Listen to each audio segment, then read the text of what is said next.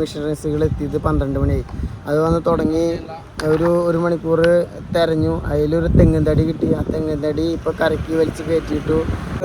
ഒരു പക്ഷേ ഈ മെഷീനറീസുകൾ മുന്നേ കൊണ്ടുവരികയാണെങ്കിൽ ഇവിടെ രക്ഷാപ്രവർത്തനം എളുപ്പമായിരുന്നു. ഇപ്പോൾ ഇവർ ഇഴഞ്ഞു പോയിക്കൊണ്ടിരിക്കുക രക്ഷാപ്രവർത്തനം. ഇങ്ങനെയാണെങ്കിൽ ഒരു 30 ദിവസം കഴിഞ്ഞാലും ട്രക്ക് പുറത്തെടുക്കാൻ സാധിക്കില്ല. ഇന്നത്തെ രക്ഷാപ്രവർത്തനം ഇഴഞ്ഞിഴഞ്ഞുകൊണ്ടിരിക്കുക. കാരണം വെച്ചിട്ടുണ്ടെങ്കിൽ ഇപ്പോൾ രക്ഷാപ്രവർത്തനം തുടങ്ങിയിട്ട് 30 ദിവസമായി. 30 ദിവസത്തെ അവസ്ഥ നോക്കി കഴിഞ്ഞാൽ ഇന്നത്തെ ഈ രക്ഷാപ്രവർത്തനം ഒരു മെച്ചപ്പാടില്ല. കാരണം വെച്ചിട്ടുണ്ടെങ്കിൽ കാലത്ത് 10 മണിക്ക് കൊണ്ടുവരാമെന്ന് പറഞ്ഞാൽ ഈ മെഷീനറീസുകൾ എത്തിയത് 12 മണിയായി.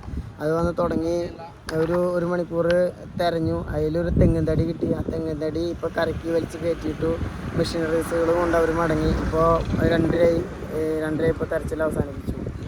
ഇന്ന് രാവിലെ നല്ലൊരു കാലാവസ്ഥയായിരുന്നു, അനുകൂല കാലാവസ്ഥ. ഇപ്പൊ കാലാവസ്ഥയൊക്കെ മാറ്റം വന്നിട്ടുണ്ട്. ഇവര് ഇതിന് വേണ്ട സാധനങ്ങൾ ആദ്യം കൊണ്ടുവന്നിരുന്നെങ്കിൽ ഒന്നുകൂടി എളുപ്പമായിരുന്നു. നമ്മുടെ ഈ മരങ്ങൾ എടുക്കുന്ന കാര്യത്തിൽ എന്ത് മരമാണ് ഇപ്പൊ കിട്ടിയിട്ടുള്ളത്? അതെ, ഇപ്പൊ ഒരു തെങ്ങ് മാത്രം കിട്ടിയത്. കാലത്തെ കാലാവസ്ഥ അനുകൂലമായിരുന്നു. ഇപ്പോഴത്തെ കാലാവസ്ഥ വെച്ചാൽ മഴ പെയ്തുകൊണ്ടിരിക്കുക.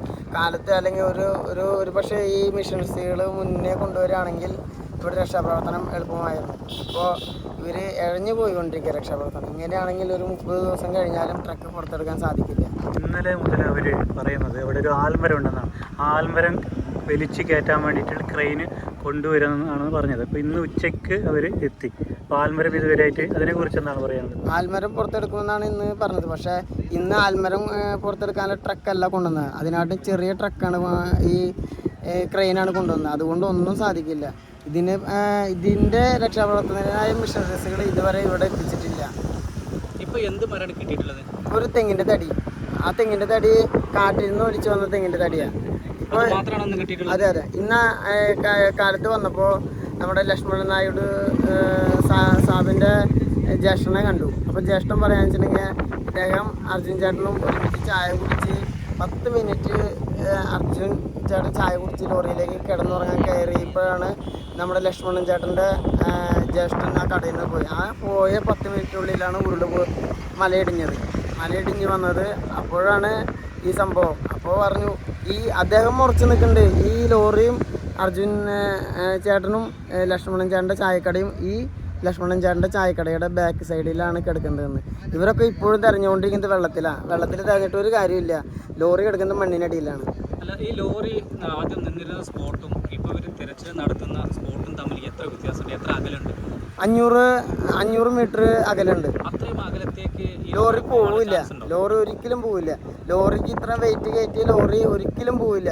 ഒന്നില്ലെങ്കിൽ ഫസ്റ്റ് കാണിച്ചെന്ന സ്പോട്ട് ആ ലോറി നിർത്തിയ സ്പോട്ടിൽ വന്ന് പാർക്കല്ല് ഇടിഞ്ഞ് അവിടെ ലോറി ഞെങ്ങി കിടന്ന് അതിൻ്റെ മുകളിൽ മണ്ണ് കൂടി കിടക്കും. അല്ലെങ്കിൽ നമ്മുടെ ലക്ഷ്മണൻ ചേട്ടൻ്റെ ചായക്കടയുടെ നേരെ ഓപ്പോസിറ്റുള്ള ചതുപ്പിൽ ലോറി ഇപ്പോഴും കിടക്കാൻ സാധ്യത 100% ഉറപ്പാണ്.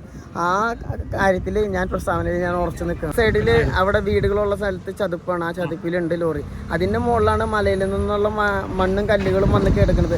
അതുമല്ലാതെ കർണാടക സർക്കാർ വന്ന് അവിടെ റോട്ടിൽ നിന്ന് കൂടിയ മണ്ണ് ആ ചായക്കടയുടെ ബാക്കിലേക്ക് കൊണ്ടുവന്ന് കൂട്ടിയതിന് ശേഷം ഈ ലോറിയുടെ മുകളിലേക്കാണ് കൂട്ടിയിരിക്കുന്നത്. ലോറി ഇപ്പോഴും മണ്ണിനടിയിൽ തന്നെയാണ് കിടക്കുന്നത്. ഞാൻ ഉറച്ച് വിശ്വസിക്കുന്നു. ഇന്നലെ നമുക്ക് കുറച്ച് പാത്രങ്ങളൊക്കെ ഭാഗത്തായിട്ട് കണ്ടുകിട്ടിയിരുന്നു. അതെ. അത് ഈ ചായക്കടയുടെ ഉപയോഗിച്ചിരുന്ന പാത്രങ്ങളാണ്. അപ്പോൾ ഇവർ വെച്ചിട്ടുണ്ടെങ്കിൽ ആദ്യം നാൾ മുതൽ ഈ റോഡ് ക്ലീൻ ചെയ്യാന്നുള്ള ഒരു ഉദ്ദേശത്തോടു കൂടിയാണ് രക്ഷാപ്രവർത്തനം നീണ്ടുപോയായിരുന്നു. കാരണം വെച്ചിട്ടുണ്ടെങ്കിൽ അർജുൻ ചേട്ടൻ്റെ ലോറി അർജുൻ ചേട്ടനെ കണ്ടു കിട്ടാന്നുള്ളൊരു ഉദ്ദേശത്തോടു കൂടിയായിരുന്നില്ല ഈ കർണാടക സർക്കാരിൻ്റെ രക്ഷാപ്രവർത്തനം. അങ്ങനെയാണെങ്കിൽ ഇന്ന് എത്രയും പെട്ടെന്ന് കിട്ടിയാണ്.